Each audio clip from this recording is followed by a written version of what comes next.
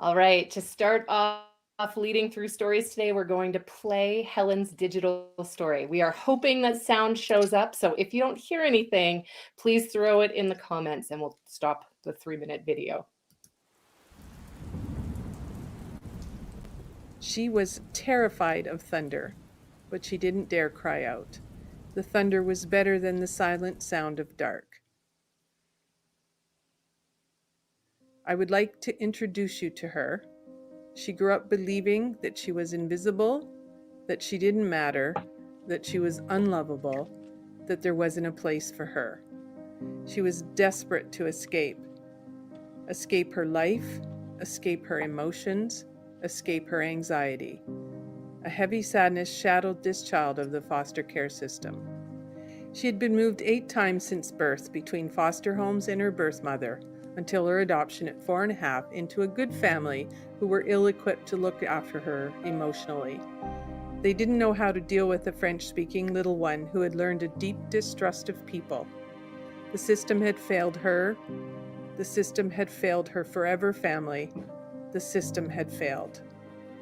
And yet she was told to be grateful. No grieving allowed. Her life became increasingly confusing. She was filled with anger and on a path of extreme suspicion and wariness of all human beings. She created a mask to hide behind. It was exhausting. It had to be better somehow. For years, she bounced between depression and hope. There was hope in wanting a better life. I reached for her hand and assured her she could trust me. She hid behind me. It hit me like a ton of bricks. She didn't trust me. I did not trust myself to make it better. The little girl was me, and this woman was me, and we were the same person.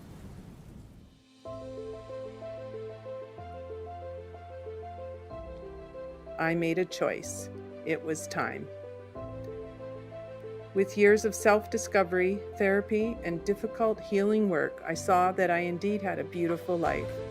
I embraced it despite the whispers and ghosts of the past. They will never leave me. I hold the power to change my perspective.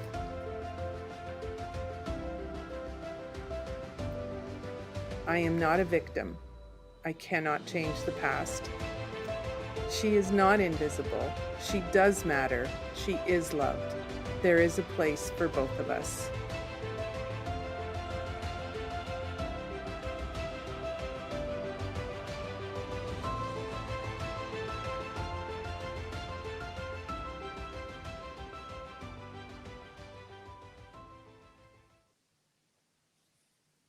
Okay, let's see if I can get off of that. Oh, there we go.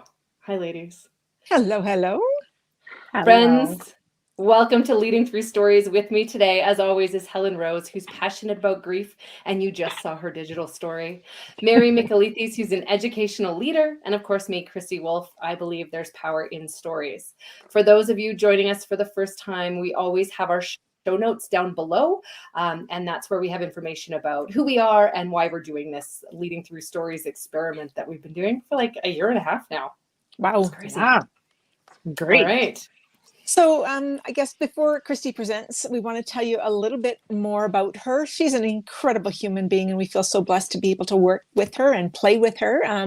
Kristy is a level 2 common language trained digital story facilitator. She works with individuals and social purpose organizations to create stories with impact. She just got back from an incredible journey in Guatemala, and she'll probably share a bit more about that a little later on. But after receiving her degree from the University of Calgary, she spent a number of years helping young minds discover and understand the world around them.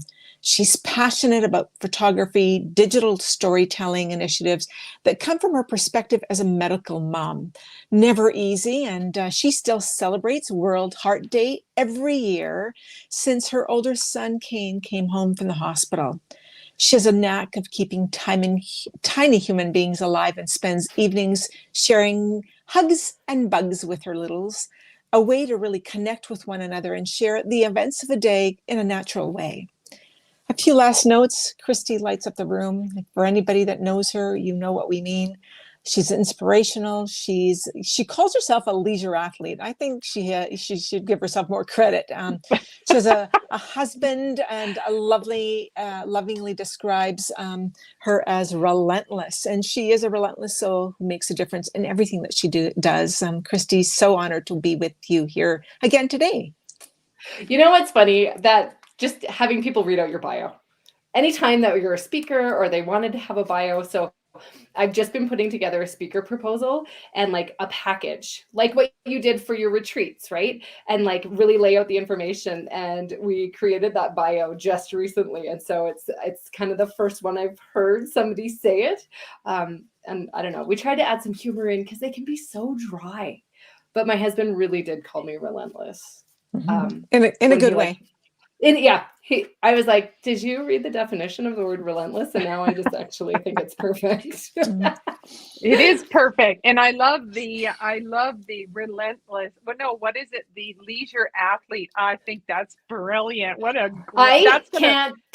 Can't take credit for that. That's Katie Burrell. She's a comedian from BC. I will send you a link. She's quite funny. And the leisure athlete thing really spoke to me. It's great. Yeah. But Helen, let's talk about your digital story. Oh, well, first of all, thank you, Kristy. I am a storyteller. I am a writer. And when I sat down to do this, I was like, oh my God, it's like you say when you're writing your own bio or you're writing your resume, you want it to be all the very best parts of you. And oh my gosh, is someone going to judge me? Is someone going to call it on me? So as you know, I was a little bit nervous at first. And, for those of you who know me, I'm not a woman of little words. I'm a woman of a lot of words. And so the challenge was to put what I wanted to say, but do it in such a way that it covers everything, if that makes any sense. And I would highly recommend anyone to do this digital storytelling. It is a beautiful work. It doesn't matter how many times I talk about my journey and how many times I've been in therapy and all of that. It made me feel very vulnerable to do it. Mm-hmm. But I also felt very powerful when it was done. It was, even, and I watch it and I think, oh my gosh, that sweet little thing, Yeah. Well, and so I just want to explain a little bit about the process as well before we jump a bit more into what resonated for people. But with digital storytelling, level 1, I'm a level 2 trained facilitator, which means workshops, but level 1 is co-creating. So one-on-one. So if Mary and I decided to do a story, she might work with me 4 times for 2 hours each time to find the story, tell the story, craft the story, which is putting the pictures and video clips together, and then share the story. Helen did a workshop. So there was a group of people all creating their own individual stories. And so that was a different experience too, because that was actually the first workshop I ran in person. And so it was really neat to get the feedback of how people kind of tell their story when they're in a group. But what I really loved about it was the fact that there was other people that you got to bounce the story off of, and like those storytelling circles, right? And it's important for you too, is to know is that you get it. You get the story. Like you were really good at honing it down and no nonsense. Which, she's kind of bossy. I'm just going to say. You get 200 to 400 words. Don't keep writing. Figure out what you want to say. Yeah. And it's beautiful because you don't make the person feel like they're not doing proper. Like you're just so inspiring and just you get it. It's a beautiful. I'm so glad you found your niche here, Kristy, because you're a natural at it. And I'm not saying that because I love you, but it's true, right? And I think part of the other piece is, as you said earlier, Helen, you can share many, many, many, many words, but how do we really actually have somebody who gives us a little bit of feedback to say, might you think about, or how about? And I know that, Kristy, you don't direct what the story is going to look like, but you really synthesize and make it a very concise package, 2.5 minutes of who we are. So your feedback process, and it goes back to your, I think I'm going to just make the parallel there, Kristy, from your education, background, and really looking at how do we capture our thinking on paper in a concise and creative way. Well, and I can't take credit for this, quite honestly. Mike Lang, who founded Common Language, is the one who's done the PhD in digital storytelling and brought all this information together, and really has taken a lot of time to consider ethical implications as well as storyteller well-being. And so I'm not going to talk too much about the process here, because if people who are watching this are interested, I put on an info session every month or every second month. That's just free for people to find out more, because digital storytelling is confusing. But to kind of narrow it down, it's a 2 to 4 minute movie that's created using a moment from a storyteller's life that they write about, that they voice. So it's done in their own voice. They're reading their 200 to 400 words. It can be personal photos or stock photography or video clips. And then there's music put behind it. So that kind of gives you that feeling of what that looks like, because a digital story, again, can mean a million different things. But if you want to know more, those info sessions are an hour and a half long. We watch a couple stories. We talk about the process. So that's a better place to kind of find out a bit more about that. And my next one is coming up on March 22nd. So we will put a link for how to sign up for that if you are interested. But Helen, you talked a bit about what it was like to create that story. But I'm also wondering if there's things like, how did you feel sharing that story with us? Because you shared it with the group of storytellers you created it with, and it's kind of been out there in the world, but you just watched it now with Mary and I. How does it feel when other people are watching it with you? It still feels vulnerable because it's such a personal story. Obviously, it's about my life. And I've come so far from the beginning. And I mean, I've got a book out about it. And I just hope that I inspire people to whatever their experiences were. I didn't experience the worst. I didn't experience the best. I think that's the case for most people. And I still feel vulnerable. And that little girl inside of me sees those sweet little pictures. And it makes my heart go out. And it's my story. And I'm never arrogant about it. I think I want people to see it. And it's not about feeling sorry or any of that kind of stuff. It's more about, yes, you are in control of your life. Yes, you can have the life you want. It's interesting. Yeah. Go ahead, Mary. You know, it's interesting, Helen, as you share this, we all three of us have read 53 Grove, your incredible book about your life. And so having kind of reviewed that again and listening to your almost 3-minute digital story, for me, one of the things that stood out was how you've embraced resilience. How do you become resilient in everything that you do, that you see, that you're exposed to? And I love the title, Hold My Hand.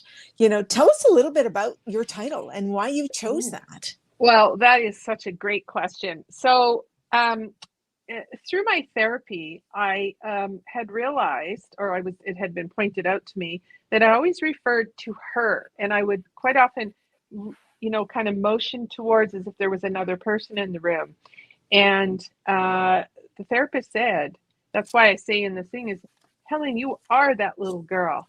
Mm-hmm. You need to bring her here. And I think just from the work that I've done with clients, it's a very powerful way to get people to hold their hands of their little selves, because we still are all in there. And yes, you can heal. And yes, you can work through all of that crap that you've been through. And again, it's not about the worst case scenario. It could be anything. It's a divorce. It's a loss of a job. It's a change. It's grief. And so if we would stop separating ourselves from that little person, the power is, and that's why it's Hold My Hand. And it is just bringing that little person here and knowing you're okay.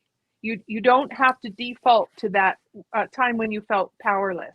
And that picture at the end is actually my daughter-in-law and my oldest granddaughter. And when she had sent me that picture just because, and it just hit, boom, you're always walking along with your little self.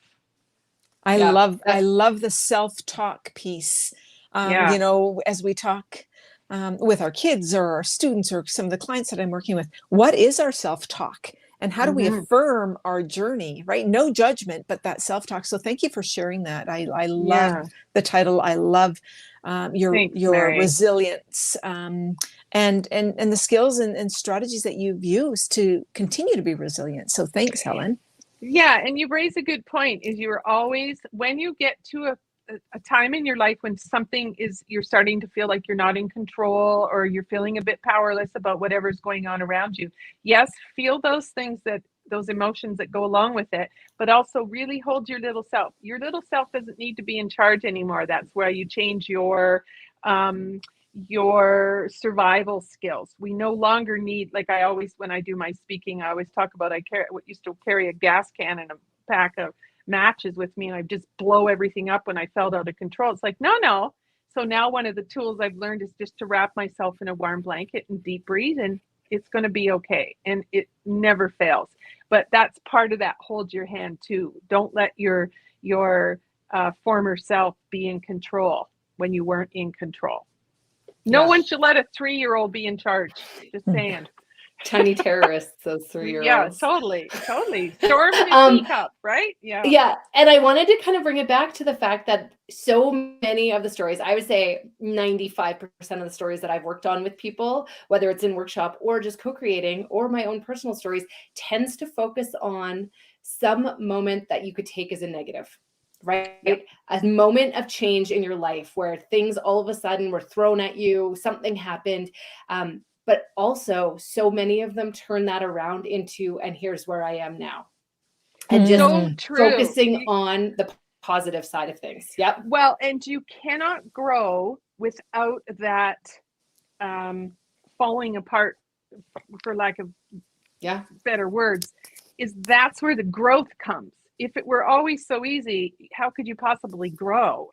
And so even if you're speaking, if you listen to anybody who's speaking, any keynote speakers who have lost their legs in climbing accidents, or they will always 100% say, if I could go back and change it, I wouldn't.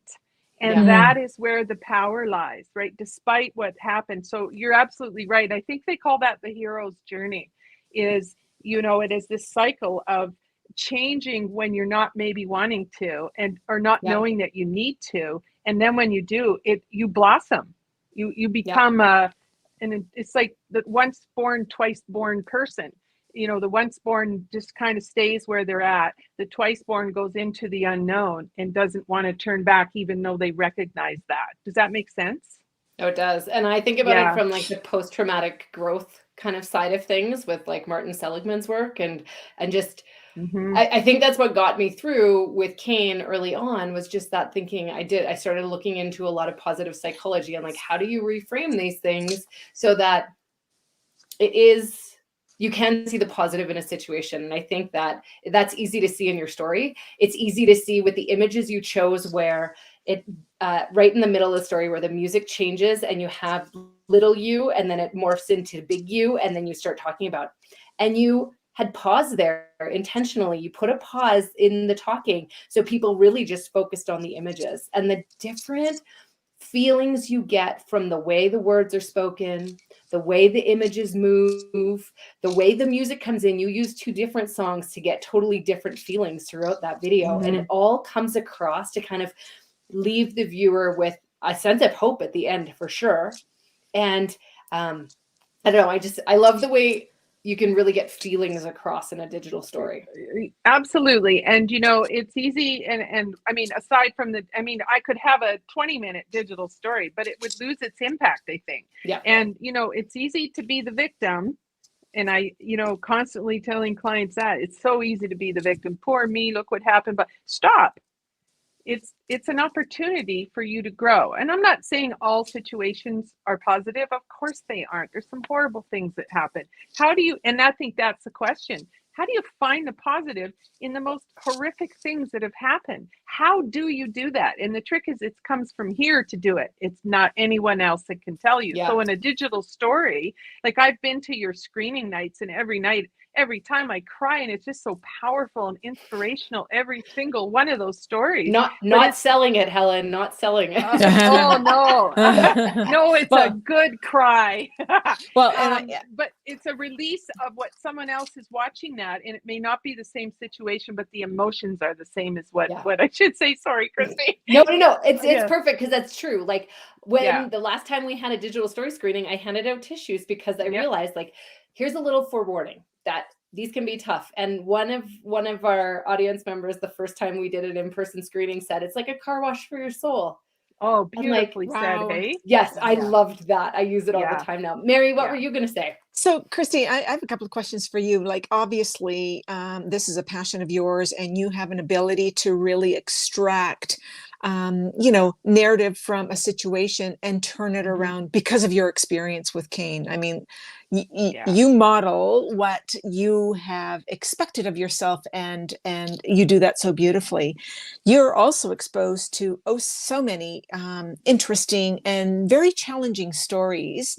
How do you support not only yourself through some of these very difficult stories, and they're not all difficult, but some of them are very difficult. How do you support yourself through that? Because I think you're doing two things. One, probably reliving Kane's, heart surgeries and trying to kind of think, okay, what would I have done? What would I have said? And what image might have helped?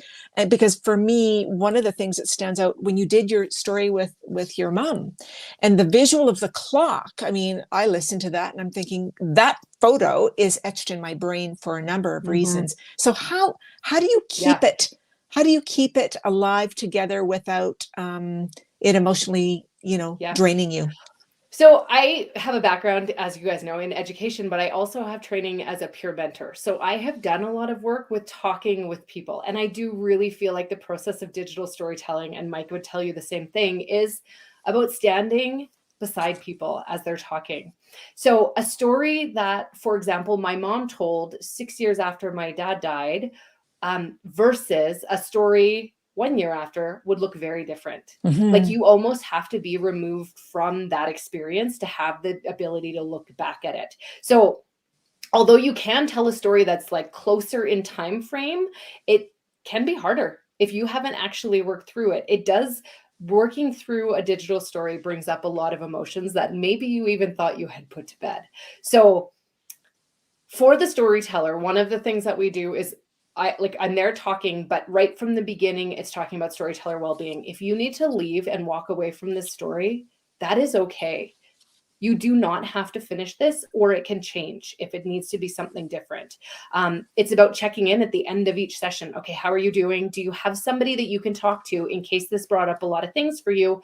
Is there someone you can just have a conversation with later today or in the next couple of weeks before I see you again? And then for me, there's a lot of power in just being there to support somebody else. I find like between exercise and sleep and connecting with people, I usually manage those stories pretty well. And I also find that people don't want to put the very worst things out there. They want to tell like the thing that happened, but they're not, we don't go into like anything that's going to harm someone else. So one of the tenets as we're talking about digital storytelling is really do no harm. So I ask people to think about the images they're going to show. If there are other people, do you have consent to use those images of those people? That's why stock photography can come in really handy sometimes, because you might be trying to tell a story that you don't have permission to use those images, or you don't want those people to be seen in that image. Yeah. When you're writing your story, not including really personal information, not including the names of places that can tie it. If there's going to be like, if there's a possibility that it might not be the best intentions or somebody might take it as a harmful story. So those are constantly conversations that we're having, because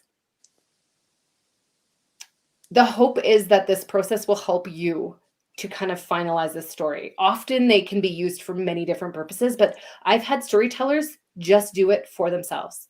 The story never got shared with an organization, never got shared publicly, but it was just a story that they could tell and work through it and kind of almost put some closure on it.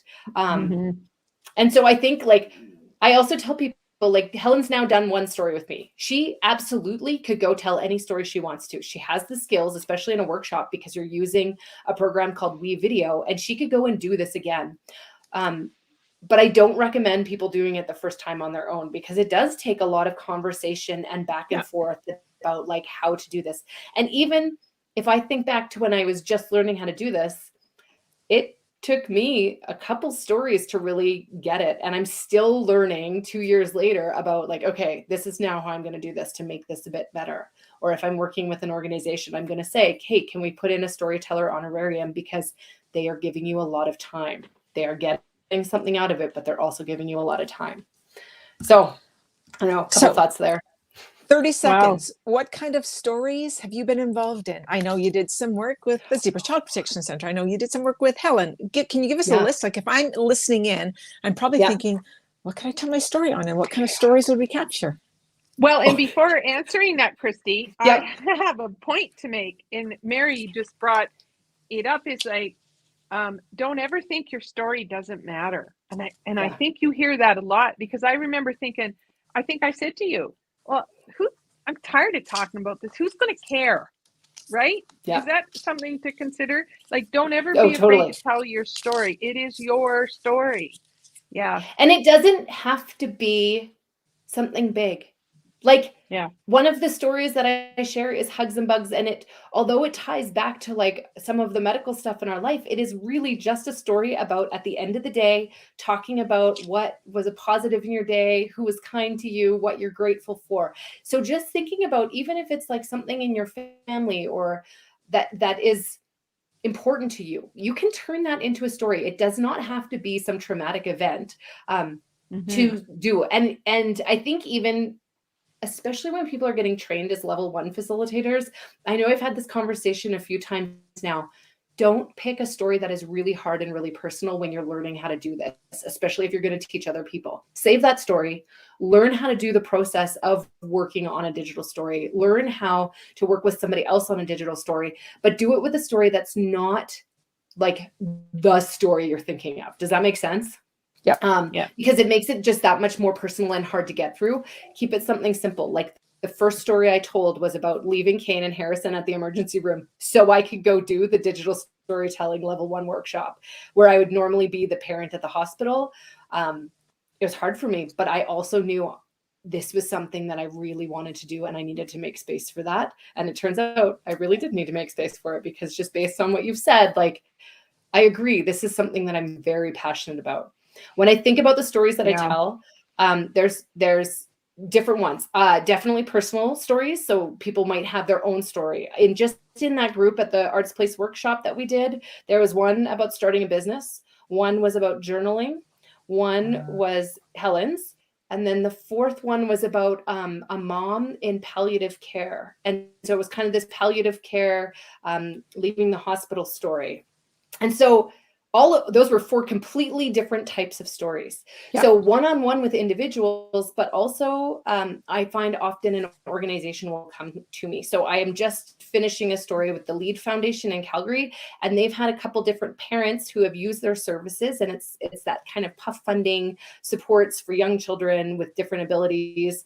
And so they've asked different storytellers or different parents from within their organization to tell a story about what that's like. Recently, I spoke at the University of San Diego's Nonprofit Institutes conference, and it was very, very much about how to tell stories for nonprofits that aren't just like the end user story of like, here's how we help this person, and then they tell like this story, which is great. But there's also all these stories from the volunteers with your organization. Why are they involved? The board members, why are they involved? So you brought up Zebra. Zebra did a story of the day in the life of one of their therapy dogs, which was really a neat idea. But there are so many other stories and so many people. Every person there is involved for a reason.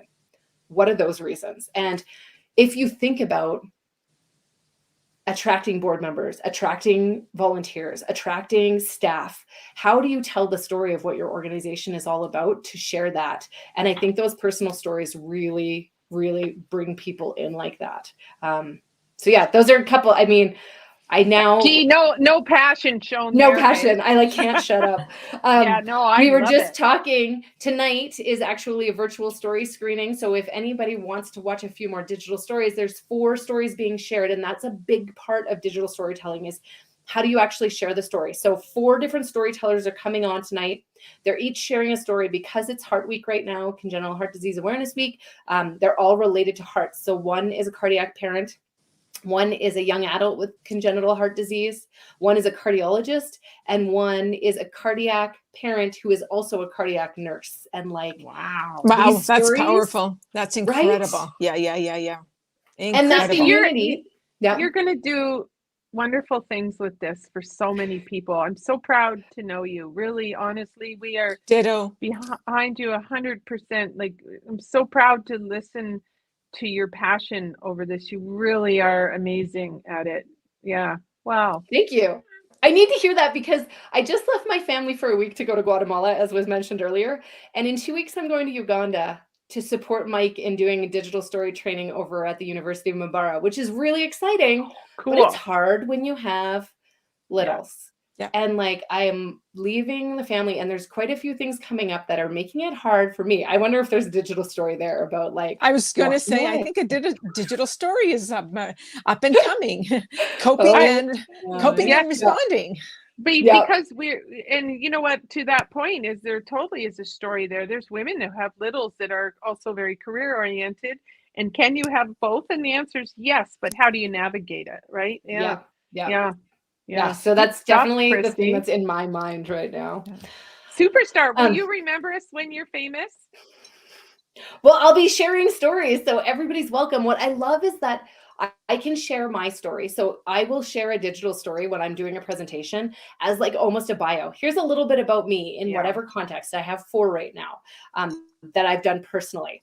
And then using that as a way to introduce digital storytelling, but also introduce me to people if they don't know me. And then getting to show a couple different stories based on the audience and what they're there for. Like, sometimes it can be hard because you don't have any idea, like they're coming from all different walks of life. But tonight's, the people that are coming are either interested in digital stories or they're interested in cardiology. And that's the crossover. Next week, I present at the Palliser Teachers Convention. So for that, it will be more geared to teachers or children, using photos, that kind of thing. So yeah, just You're really being conscious of who it is you're talking to. And I love talking about it. So I think, the statement for me is, how do we convey our story effectively, efficiently, and through the lens of engagement? And Kristy, thank you for sharing, your work through the lens of Helen and, Hold My Hand digital story. It's just so refreshing, so very refreshing. Beautiful work. Yep. And so the thing that I would kind of leave people with is also to think about what story they would want to tell. Thinking about, and often when I'm working with, especially like info sessions where people are just coming to learn a bit more, thinking about a negative moment in your life and a positive moment in your life. And do those 2 things overlap in any way? And really trying to pare it down to and narrow it down to a moment. Don't think about, because it's easy to, well, it's not easy, but like chronologically here, and then this happened, and then this happened, and then this happened. And that might be a starting spot, but can you think about one moment and really take that moment and teach the viewer about like what it was like to be there, using pictures, using words. And it's important, and it's back to earlier, it's quite easy to vilify someone, and it's quite easy to make someone an angel. So when you're going through that journey with whatever the situation is what for every negative, there's always a positive, and that evens it out and it keeps it real, versus, because it is easy to vilify someone. And that's what, when I'm writing my second book, I did that to my mother quite easily. And now that I've matured quite nicely, maybe a little bit, all of a sudden I'm like, oh man, it's like, damn, she was just a person too, with her own things, right? Yeah. And so it's really important to tell those stories where you find the compassion, and when you forgive, and when you've walked your grief journey, it's really important. So this is really powerful work. This isn't just about telling a story. The feelings you get from walking through that is incredible. Yeah. Well, and that's an hour long. The product side of it, like the finished digital story, is one piece of it, and the process is another piece of it. And I think when I'm sitting down, especially with an organization or a group that's going to tell more than one story, it is about like okay, what is the most important thing to you right now? Is it the product? Is this what you need? Because sometimes organizations do need stories for fundraising and all of these different purposes. And is that what we're aiming for? Are we aiming for a really finished product, or are we doing this work so that you have this process that your group is going through?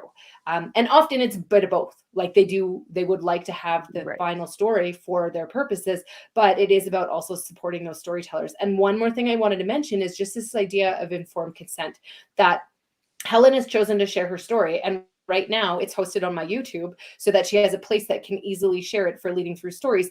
But it is Helen's choice. If she doesn't want that posted, then we take it down. If she wants to share it with an organization, it is her story. It's not my story. If she shares it with an organization and then tells them she doesn't want them to have it anymore, it is her story. So regardless of whether an organization is funding it, it is the storyteller's story. And they might find that at the end of the process, they've got this amazing digital story and the digital storyteller says, I'm not comfortable sharing it. And that's a risk. And I try and bring it up right from the start, because although it hasn't happened often, it is something to consider that, like, in the end, would you be comfortable putting on this workshop and having 6 people tell a story and not having all of them to use? Is that something that you can do? So it is kind of a risk that I do talk about. Okay. So Take Back, Bring Back, because we know I could talk forever.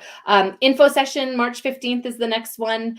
They're free to sign up for. They're virtual. They're an hour and a half. We watch a couple digital stories and we talk about the process. So if you are interested, that would be a good starting spot without just jumping in and finding out how much it costs. The other kind of thing that you could do is tonight, it's February 15th today, I am running a digital story screening. This is the Heart one we were talking about. The link to register is in our Linktree bio. It's also on all of my own personal, I don't know, all the social media platforms. Yeah, everything, all the things. And then just really a challenge to think about, what story would you tell? You don't need to be ready to tell it. You don't need to tell it. But I find like I have probably 6 stories going at various stages that maybe they will never be finished. I have no idea, but when I come back to it, it's there. So yeah. As for the next episode, March 15th is our next Leading Through Stories, episode 7, and we will announce our storyteller, or not our storyteller. Now I'm stuck in that lingo. We'll announce our guest closer to that day. So expect all this stuff in a takeaway email. Feel free to share it. There'll be the podcast version as well. But ladies, it's lovely. Yeah. Thank you. Thank you. Thank you. Grateful for both of you, as always. Thank you, Helen. Helen, thank you for sharing your digital story. Yeah, and Kristy, the foundation that you've created where it's easy to tell your narrative. So what an honor to be listening to the two of you today talk about the impact that this has made.